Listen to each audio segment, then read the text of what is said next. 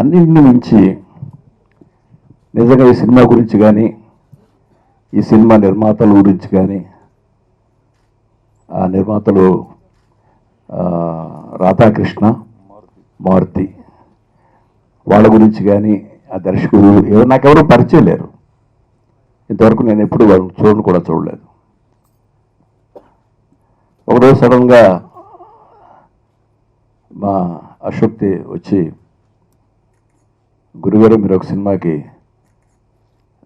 రావాలి audio function కదా అంటే రాకూడదని కాదు, నేను 3 ప్రాజెక్టులు ప్లాన్ చేస్తున్నాను, దాంతో సరిపోతుంది. స్క్రిప్ట్లు పక్కాయి రెడీ అయిన తర్వాత కానీ షూటింగ్కి వెళ్ళదలుచుకోలేదు. సో ఆ పరిస్థితులు ఉండగా అంటే రోజు కనీసం 2 ఆడియో ఫంక్షన్స్ అయినా జరుగుతూ ఉన్నాయి. వాటిలో చాలా అప్లికేషన్స్ తోటి ఉంటాయి. ఒకదానికి వెళితే రెండో దానికి వెళ్ళక. హలో అశోక్ తేజ వచ్చి అడిగితే నేను వస్తా అన్నా. అయితే ఇక్కడికి వచ్చిన తర్వాత నాకు అనిపించింది నిజంగా రావాల్సిన ఫంక్షన్ అని.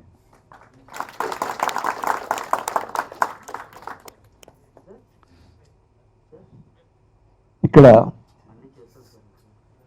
ఎవరది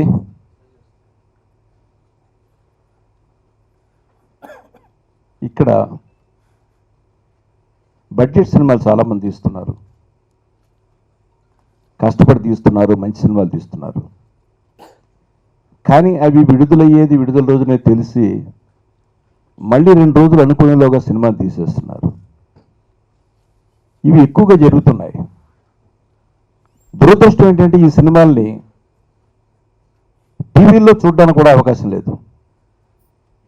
కారణం శాటిలైట్ ఈ సినిమాలు కొనరు. వాళ్ళు పెద్దవాళ్ళు వాళ్ళ పెద్ద సినిమాలే కొంటారు. ఇది వ్యాపారం. అయితే సినిమా పబ్లిసిటీ, సినిమా ఆడియోలు, సినిమా ఫంక్షన్లు, సినిమాది ఏం జరిగినా అవన్నీ మాత్రం కావాలి వాళ్ళకి. అది కూడా వ్యాపారమే. కనీసం చిన్న సినిమాలు ఉన్నాయి, వీటిని కనీసం ఏదో రకంగా వీటిని మన ఇండస్ట్రీ మనకు ఉపయోగపడుతుంది. ఇండస్ట్రీ లేకపోతే మన ఛానల్స్ లేవు. ఇటువంటి సినిమాలు ప్రమోట్ చేయాలి అనే ఆలోచన కూడా ఆ టీవీ యాజమాన్యాలకు లేకపోవడం దురదృష్టకరం. అందుకే చిన్న సినిమా ఎవరైనా తీస్తున్నారంటే భయం వేస్తుంది. బడ్జెట్ సినిమా తీస్తున్నారంటే నేను ముందు రాగానే వాళ్ళని అడుగుతా ఎంత అయింది మీకని. ఈవేళ చిన్న సినిమాకి ఎంత అవుతుందో అంతకి డబుల్ సినిమా రిలీజ్కి పెట్టాల్సిన పరిస్థితి ఏర్పడుతుంది. ఒక ₹1 కోటి, ₹1.5 కోటి సినిమా తీస్తే ₹1.5 కోటి మళ్ళీ రిలీజ్కి ఖర్చు పెట్టాల్సిన పరిస్థితి ఉంది ఇప్పుడు. అయితే తప్ప ఈ పోటీలో నిలవలేరు. అసలు పెద్ద సినిమాలకు అయితే పబ్లిసిటీ అక్కర్లేదు. బాహుబలి సినిమా ఉంది, నాకు తెలిసి రాజమౌళి ఒక్క అడ్వర్టైజ్మెంట్ పేపర్లో ఇవ్వలేదు, టీవీకి ఇవ్వలేదు, ₹1 ఖర్చు పెట్టలేదు పబ్లిసిటీకి. నాట్ ఈవెన్ సింగిల్ రూపీ నాకు తెలిసి, ఇఫ్ ఐఎమ్ రైట్.